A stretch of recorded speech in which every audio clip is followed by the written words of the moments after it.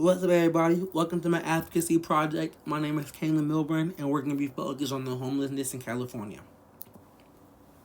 So, what the problem is that there's new data, and it shows that there's 186,000 people that now are homeless and live on the streets in California, and that's not good because that's a lot of people, and the numbers just continue to increase and rise as the years grow.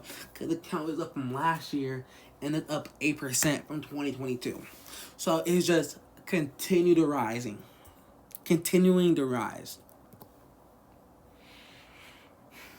And it's not just California is growing, the homeless population is growing, it's growing everywhere.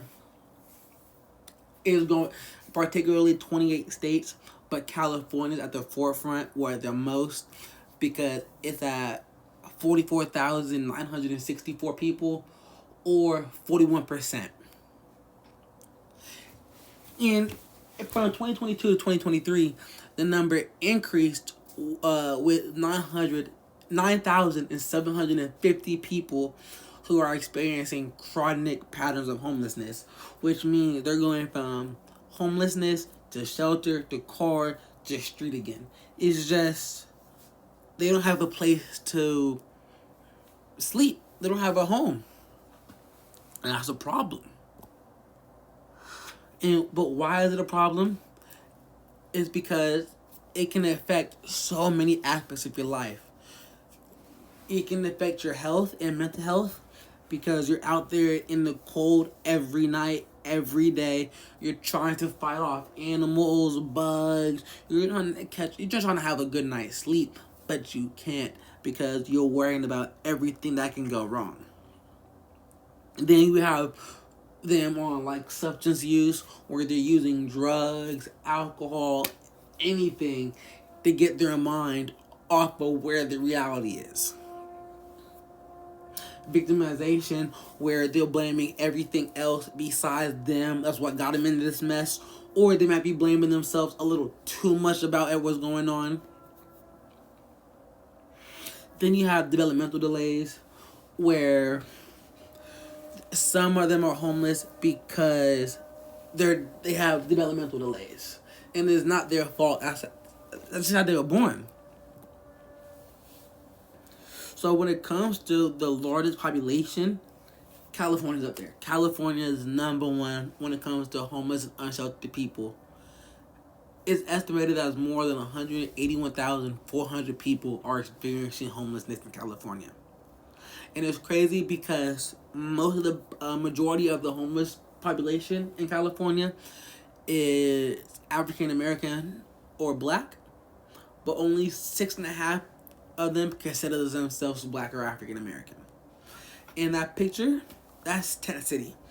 And you can find those in Oakland, San Francisco, San Jose, like basically like the big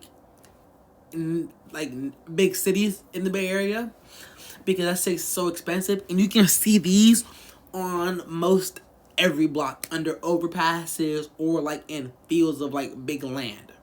And they're like huddled together to keep warm at night.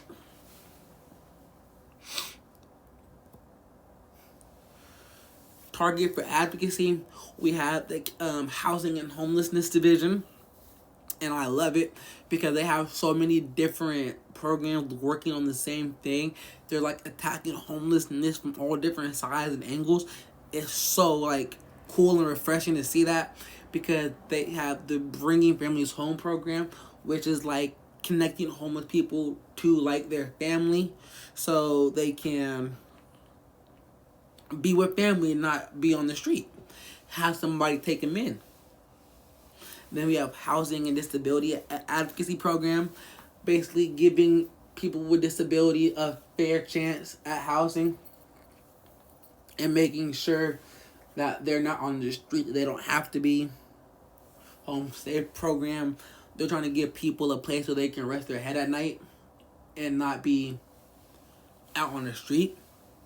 And then lastly, that the community care expansion program, where basically the community is getting together, giving them like their essentials, like more clothes, blankets,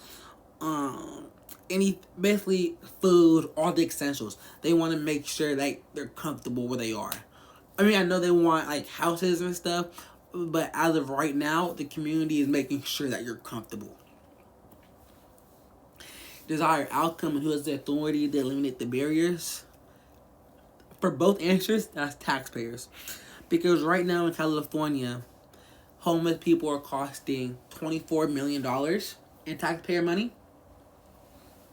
And if we didn't have that money, we wouldn't have the housing and homelessness division where they're attacking homelessness from every side like that. But then on the other hand of it, we have, if we could raise like $1 million to $6 million more dollars, imagine what we could do with that money. We could build low income housing. We could build another shelters. We could just do so much more with how much money we could accomplish. But that's if people are willing to pay the taxes for it. Other individuals or organizations that can help homeless people.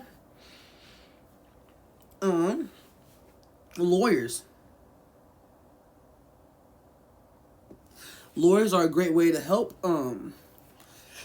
homeless people, because most homeless people are discriminated against them because of the homelessness, the way they look, smell, and they're denied freedoms to vote, or like have entitlements like food stamps or like Medicaid or just any kind of way. And that's just not fair. So a lawyer is a great way to connect with those people and figure out what's the next step to do and how they can get there. Like how they can get to that next step. Strategies for changing the situation. So basically, there's a lot of like rehab and support services, like crisis intervention, life skills, childcare, counseling, education, and job training. But my two favorites are life skills and job training, because with those two, you can basically start over. You can have a new job if you can get one, and a new life, because you have these skills now and you have these trainings where you put everything to use, and now you're like could be a valuable member of society because you have these skills. And thank you, everybody. My name is Kaylin Milburn, and that was my presentation for the day.